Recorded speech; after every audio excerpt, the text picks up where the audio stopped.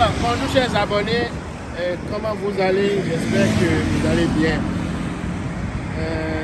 Un constat se dégage de ma tournée.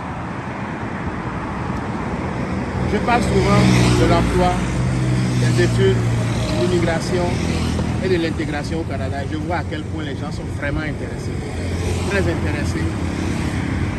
La question que je me pose, qui bâtira l'Afrique pour nous si les meilleurs sont sélectionnés et envoyés à l'Occident? Vous verrez que le Canada, sa politique par exemple d'immigration, généralement ça va être une immigration sélective. Ça veut dire qu'on veut s'assurer que des gens qui viennent, des gens qui traversent la frontière avec une résidence permanente ou une résidence temporaire dans certains cas, soit des personnes productives, soit des personnes à moyen terme ou à long terme productives. Je donne un exemple. Pour avoir le visa étudiant du Canada, vous devez passer forcément par la procédure des examens médicaux. On veut regarder si vous avez certaines maladies, on va voir si vous avez le sida, si vous êtes vraiment en santé, est-ce que vous avez peut-être des cellules cancéreuses de loin. On peut regarder la radiographie, regarder ces choses-là rapidement sans aller nécessairement trop en détail. Donc on veut sélectionner d'abord les personnes qui sont en bonne santé. Pour les personnes qui sont en bonne santé, mais on peut dire aussi les personnes qui sont les plus intelligentes. Vous voyez?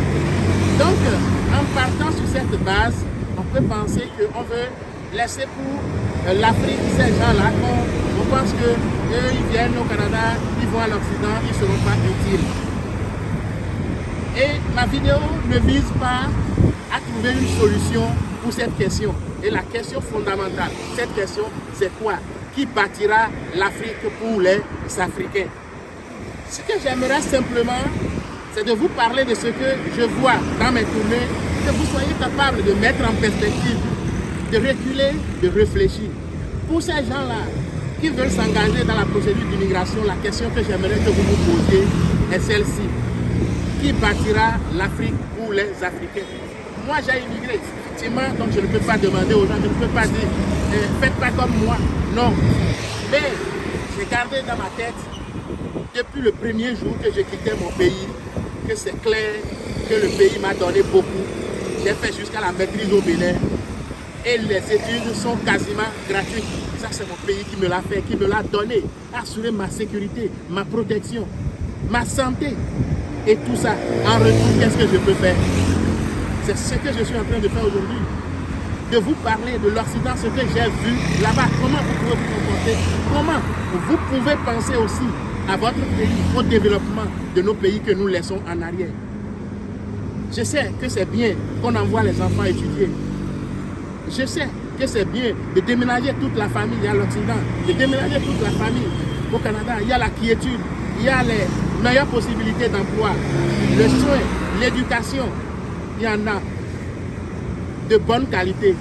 Mais dans tout ça, regardez toujours à qu'est-ce que vous pouvez offrir à votre pays. C'est très très important ça.